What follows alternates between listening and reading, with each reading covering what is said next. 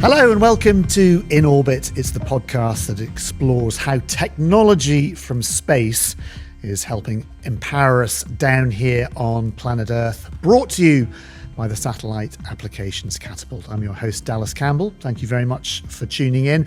Today we're going to be talking about emissions and how we monitor emissions from space. And in particular, we're going to be talking about methane, which is a particularly potent greenhouse gas. And I've got two very special guests with me today. I've got Charlotte Massey from the National Physical Laboratory, and I'm also joined by Spence Seaman from the Environment Agency. Now, monitoring emissions from space is really, really important, particularly for scientists, but also it is a vital tool for regulators and policymakers, which is what we're going to talk about. Spence, Charlotte, welcome to the show. It's lovely to have you with us. Spence, you are from the Environment Agency. Just tell us a little bit about who you are, what you do, what your kind of role is there. Okay, well, in the context for today, I manage our methane action plan.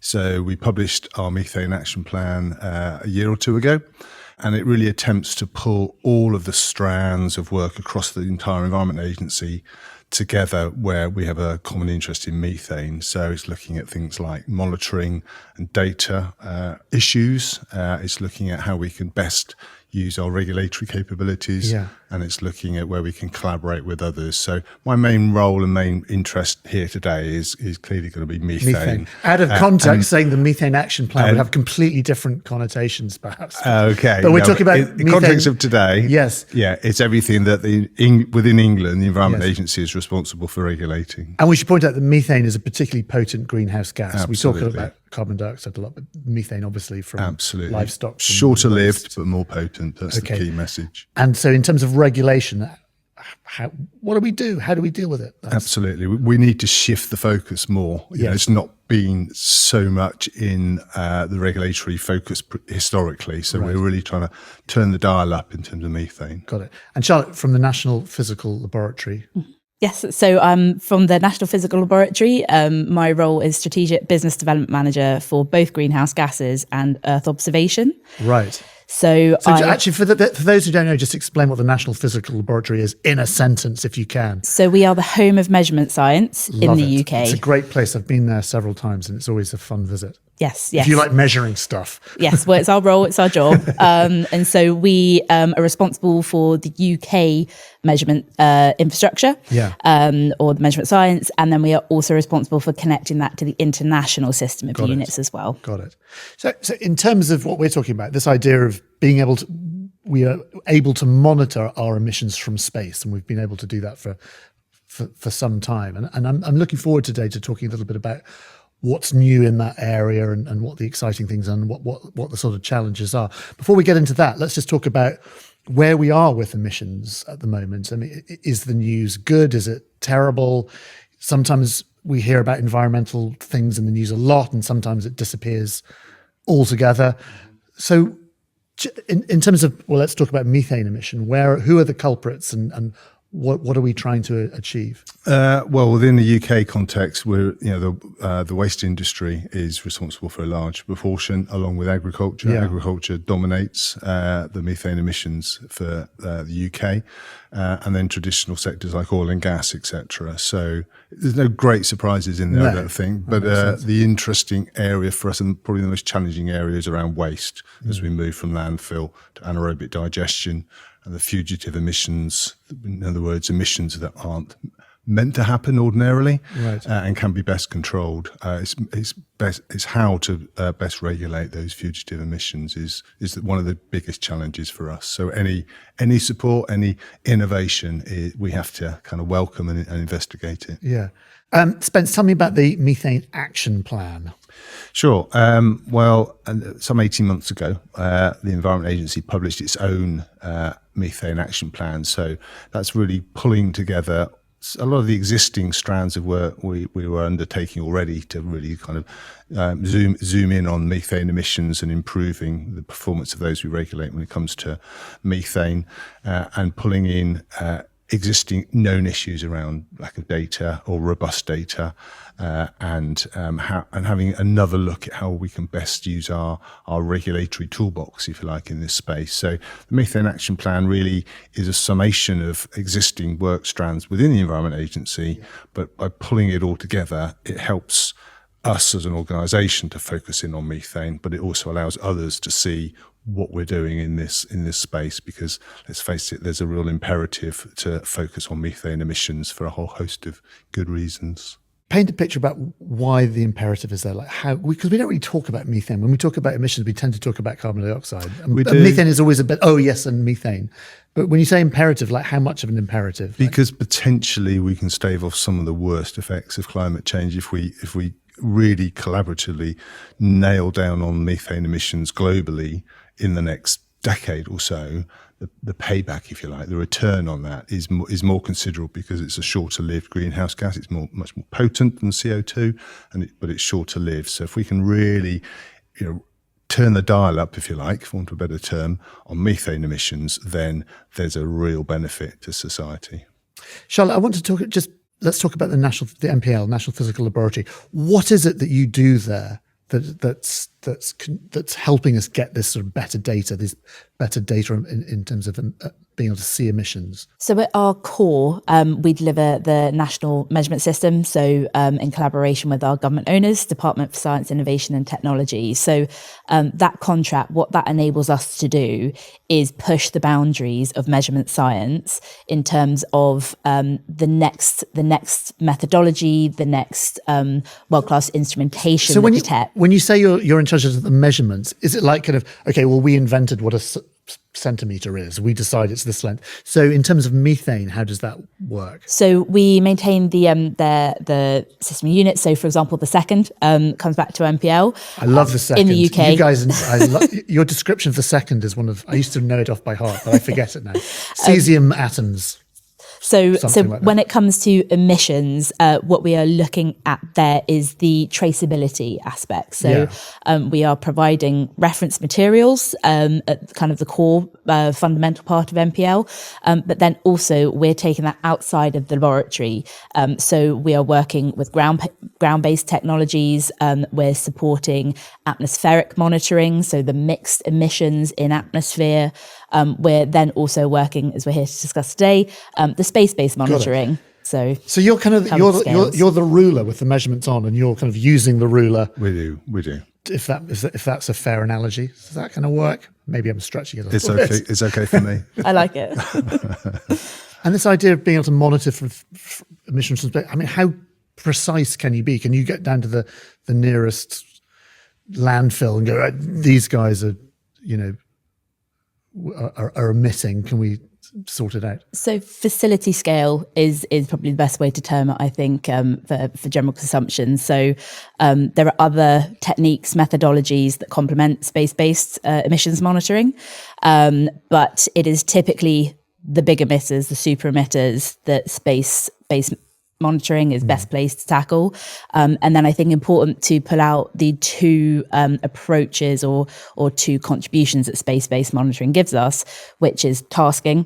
So this is looking at particular facilities, or mapping, which gives us bigger sweeps and bigger areas that we're able to monitor. So they're two different functions that we can pull on from space-based monitoring. And I want to ask you about this idea of reporting as well. Like how does that work in the sort of context of it? Like, are emitters meant to sort of report about how much they're emitting, and then you can sort of measure those two numbers together? Sure. I mean, historically, there's a lot of monitoring from UK sites of interest, for sure, and that goes into the greenhouse gas inventory, which is our feeds into international reporting requirements. And a lot of the monitoring, or a lot of the data that is currently within the inventory, is based on emission factors, for example. So anything that can help kind of ground truth some of those long-held assumptions, regularly revised perhaps, but long-held kind of methodologies, is to be welcomed. How that then works is for government to work its way through. But if it's helping shine a light, literally, via, as I say, satellite-based monitoring, then I think that can only help the debate in terms of the accuracy of some of that international reporting. Yeah, what are the sort of challenges you face with? I mean, I suppose with the technology. I mean, is the technology good enough to give you what you need, or are there kind of gaps in the technology? Well, I think that the technology is progressing, so there is limitations from space at the moment. So in terms of emissions that flow that we're able to detect, but that is increasing with new technologies, and looking forward to the next step in those. And so from that, I think what the challenges are certainly some that in my portfolio that we see is integration with other solutions. So that is, for example, ground-based monitoring, in atmosphere that we're conducting. So the data quality behind that is really significant. Yeah, and give us a picture of like why that data is so important, and why better data is so important. A lot of policy decisions at government level are going to be based on that inventory data. You know, if that's showing you trajectories in a sector getting better or getting worse, then clearly, you know, that and there are inaccuracies in there. That's of concern. It's concern of everybody that has a vested interest in the greenhouse gas inventory. Yeah. So certainly, you know, we are aware of interest by using both the tasking-based approaches and the wider sweep aerial monitoring that will potentially help shift that debate forward. So better data, better decisions. Absolutely. Well, I also think there's the better implementation side as well. So Spence can tell me if I'm wrong from a regulator's point of view, but if your data is able to tell you, you know, a resolution of 10 meters versus a kilometer, that's the difference between pinpointing one operator or another in terms of reporting and regulation. So that is a step change in order of being able to implement as well. Yeah, absolutely. I think the task-based approaches to satellite monitoring has been somewhat of a game changer for us, and we've certainly worked with others collaboratively to reap the benefits of the technology that's out there. I think one of the limitations that I wanted to highlight is we've actually done a reasonable job within the UK on methane emissions since 1990. Overall, the inventory has been going downwards, and by some considerable margin. It's not saying there's plenty more to do, because there absolutely is, and we should always be ambitious. But what that leaves you is a sort of residual of emitters that perhaps are at times an order of magnitude lower than some of the others around the world. And that then does present some challenges for satellite-based monitoring in that resolution. Even that task-based approach is not always going to be adequate for us to really sort of zone in and identify problems that need to be tackled from a regulatory perspective. So kind of partly a victim of our own success, but absolutely still really, really keen to ensure that satellite monitoring plays its role in giving us as a regulator the intelligence and knowledge to apply other monitoring techniques that really then start to identify the root causes, etc. Presumably that international thing is really important. The fact that we're doing all this technology and coming up with these regulations, does it mean that we can kind of export that to other places around the world? Or, I mean, I don't know how complicated the politics of that is, because methane doesn't respect national borders or national politics. There's, I think, what is traditionally viewed politics and diplomacy, but there is, and partly, I love our work, so the National Physical Laboratory, there is the international science infrastructure. So we are developing and advancing through that international infrastructure the tools, the techniques, the methodologies, and scientific agreements that then enable, be it recognition through politics, diplomacy, of these as standards agreements. So it both goes back to the point of informing international agreements and allowing their implementation. So it's a huge, it's a huge activity that typically goes on all year round, beyond the realms of, public awareness. But it's fueled by people with passion and their lifelong commitment. And it's really complex challenges that we're seeking to address there.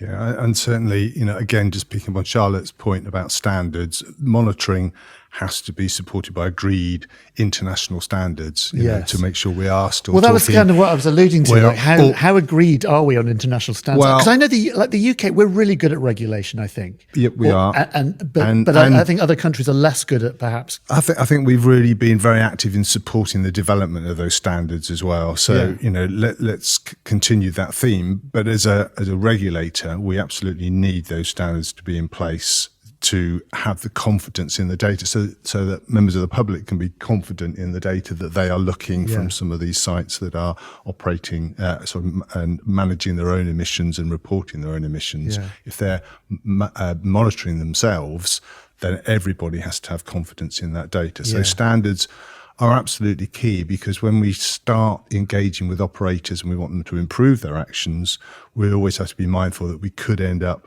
needing to take enforcement action, and that enforcement action has to be based on really reliable, robust data. So it's a challenge for us, and it's very much an evolving area. I think that there's lots of international work at the moment to develop more suitable standards for monitoring in the round, and particularly focused on methane.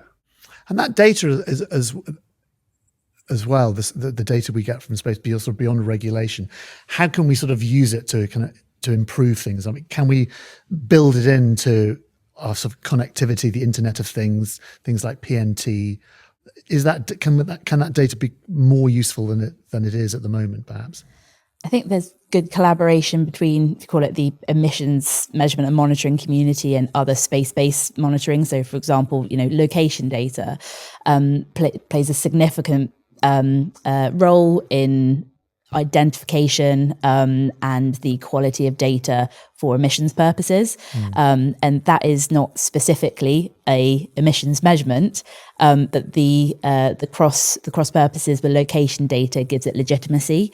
So there is co-benefits between working in those two communities, for example. And what about, I'm thinking about sort of academia as well. Can academia use this data as well I'm just trying to work out how it all sort of joins together, how it all sort of fits together, academia, industry, government, how it all sort of works. I think so. And in some of the industry sectors, looking to resolve some of their own significant challenges they face. So, say agriculture, for example, we were talking earlier about emissions from the agricultural sector, from cattle. Everybody needs to be kind of part of that discussion. And so, if there's developments needed by way of either monitoring techniques or indeed potential solutions, that the whole thing has to come sort of coalesce, so that it's a collaboration, I think, that's going to be needed in this particular space in particular, because there's some really significant challenges when it comes to methane monitoring. There is. I'm sort of trying to think about the future, like from where you are. I'm trying to get a sense of what the future looks like. Like, where are the problems for you that need sort of fixing? And, for example, in sort of getting better space data, what would that look like? What do we have to do to get that? I think to have that regular intelligence feed, if you like, to inform the regulatory community in the environmental space anyway, for when things are starting to go wrong. So that early warning that actually we understand the process, whether it be a chemical works or an oil and gas facility. We understand what normal operations look like and what good practice looks like. But that early warning, early detection of when things are starting to go wrong. So real-time information can be really, really helpful for ourselves as regulators on the ground, discussions with operators, pick up and stop small problems becoming large super-emitters that we were talking of earlier. So that kind of, collaboration that can provide almost real-time information would be perhaps a bit of a game changer for us as a regulator. And what does that look like from a sort of technical point of view at the National Physical Laboratory? Is it kind of better satellites, or what's the kind of dream scenario for you guys? Advancements in technologies and solutions on satellites is certainly one element of it. I think there is also more data, but you've got to be careful then, I think, about flooding decision makers and end users with data products and services that are not necessarily fit for purpose or not necessarily to the appropriate data quality. So I think other than this aspect, I think establishing literacy for the end users in terms of what is quite a complicated field. That's and it's really novel. interesting. Actually, yeah, that's the thing. We always talk about like loads of data as being a good thing, but actually too much information is kind of meaningless unless you have ways of sort of understanding it. And yes, I think that's a really good point, Charlotte, that everybody in the debate has to understand the benefits, but also the limitations of the data they're looking at. Yeah. And so accuracy is one of the key issues. Yeah, we spend a lot of time talking about data, but data is useless unless you have the tools to kind of to understand how to use it. Yeah, absolutely, and make good decisions based on sound data. That's what we all aspire to. The point we aspire to, really, isn't it? How important is space for you? I mean, as you talked about ground truthing, and there's all kinds of ways we can get data, but I'm just interested in space particularly. How useful is that as a tool? Is it the most important tool, or is it just part of a toolkit? I think from our perspective, it's proving to be another tool for us to be aware of and make use of as and when we can, for sure. It's not the overall and the panacea by any means, and that's partly this issue of, unless the limits of detection can come down, maybe another order of magnitude. I mean, they're already very, very good, but they would potentially need to come down another order of magnitude to be really useful for us in terms of a regulatory function. At the moment, as I say, it's providing very, very helpful intelligence for us to be able to then engage maybe other monitoring techniques, et cetera, to really kind of understand the extent and the sources of some of the problems that the satellites are detecting. Yeah, I think building on that as well, it's an interesting time for space, for emissions monitoring, and that space has become more accessible. So what would traditionally have been nationally funded international collaborations to access space is now becoming commercial initiatives. And so working with that sector to ensure that services, products offered are in keeping with quality infrastructure. There's a really interesting collaboration there that's got significant potential. And has that really changed things, the sort of commercialization of space? Is that? I think so. It's Spence can offer his opinion as well, but it is certainly a shift in terms of kind of the stakeholders. Both in terms of delivery and end users and services that are in between. And so that is not necessarily something that's delivered, solely from national research and science and organizations. And those services, how do you know that they are going back to the point of fit for purpose? And that's where the roles slightly change, perhaps, from a national labs perspective. Yeah. And just awareness that technology is out there. Obviously a lot of the companies, when we talk about methane, think about oil and gas sector, there's a lot of requirements on them to be self-monitoring and self-reporting their processes and their own emissions for all sorts of agendas. And, they're not always going to be aware that the technology exists for this sort of monitoring to help them on those sort of journeys of monitoring and reporting. I want to talk a little bit about COP. I mean, COP is one of those things that it was big news a few years ago when COP was in Glasgow, and then it sort of drifts in and out of the news cycle depending on what else is going on. And we live in very uncertain times. But I'm just going into COP. I think it's COP 30, isn't it? We decided in Brazil. What that means for you, why it matters for regulators. Obviously, COP is a time when all international sort of parties get together. Just can you sort of paint a little picture for us about what it means for you as regulators and how the space industry is going to set the agenda, if you like? Sure. I mean, I think we'll be following developments with interest. I think we've already done some work with a delegation from Brazil and along with government departments to demonstrate what we've done historically with the oil and gas sector across the whole of the UK, for example, both onshore and offshore. And we fed into that where we were pushing the agenda on their own monitoring and reporting of leaks. So leak detection and repair is a really key issue for us, and we were able to demonstrate the benefits of really zoning in on requiring operators to improve their game when it comes to monitoring their own performance. So we can monitor leaks in from space. It's at a ground level. Okay, but that was just an example for where not every government around the world is going to be aware of what good practice is currently telling you for leak detection and repair programs. Right. So the fact that we got some sort of track record in that area, we were able to work with, as I say, a delegation from Brazil to just showcase the art of the possible.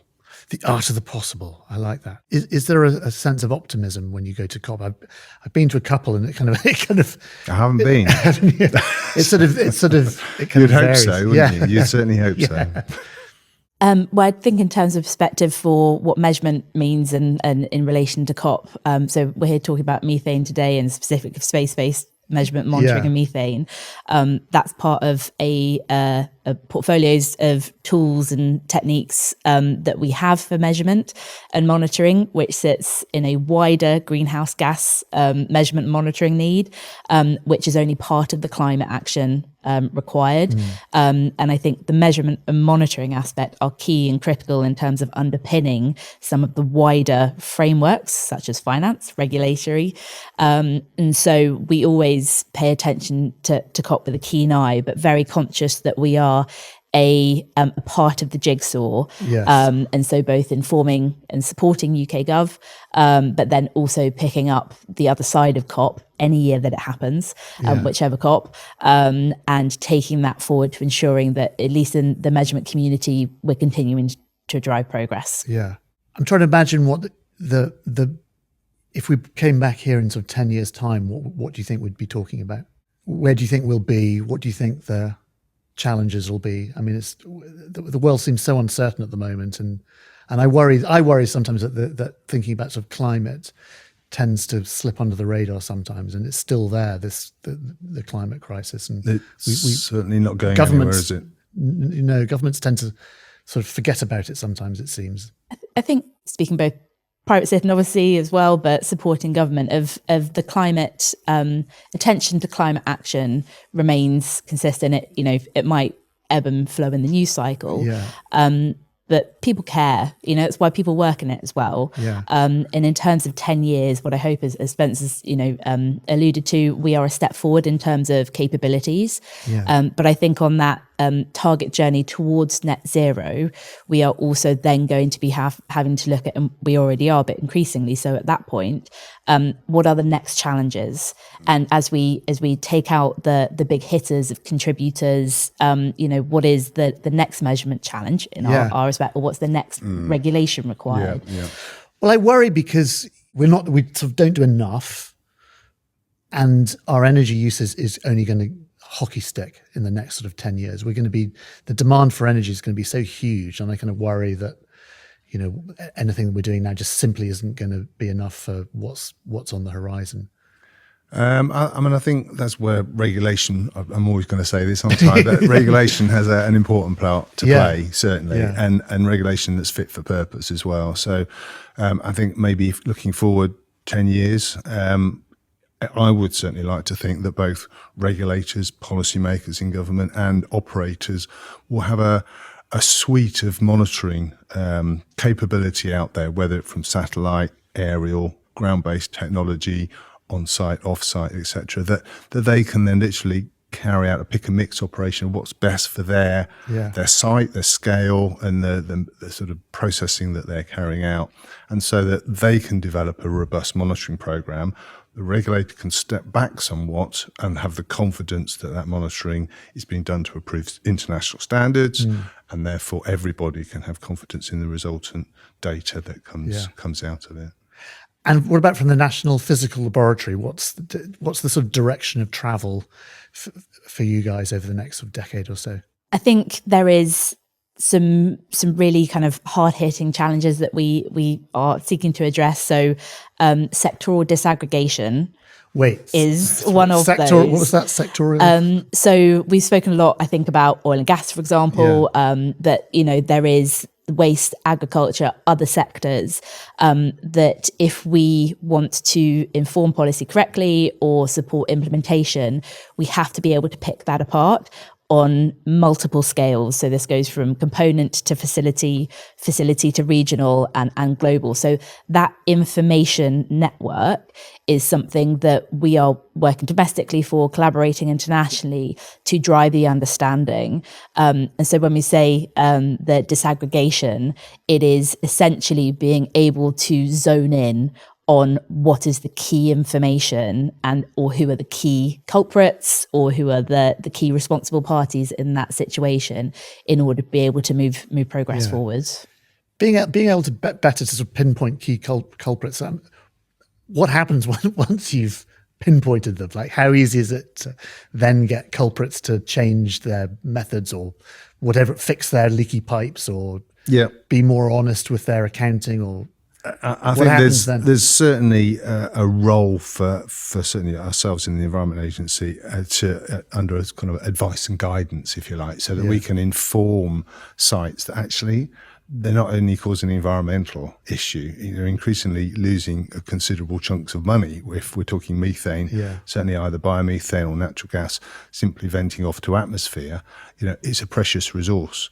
It's not hard to kind of have that debate with an operator in terms of improving their performance. The difficulty comes with methane is visualizing it. So any of the techniques that can help operators really kind of visualize the scale and the extent and the impacts of those often leaks has to be great from our perspective. And we're working quite hard on the ground as well as using satellite monitoring to really kind of inform those we regulate of actually what it means to have those sort of scale of leaks that are detectable by satellite. Great. Well, listen, thank you very much for stopping by. You've come all the way from North Devon, so all the way to Oxfordshire. So thank you very much for coming. It's been an absolute pleasure. Thank you, Charlotte. Thank you. To hear future episodes of In Orbit, be sure to subscribe on your favourite podcast app.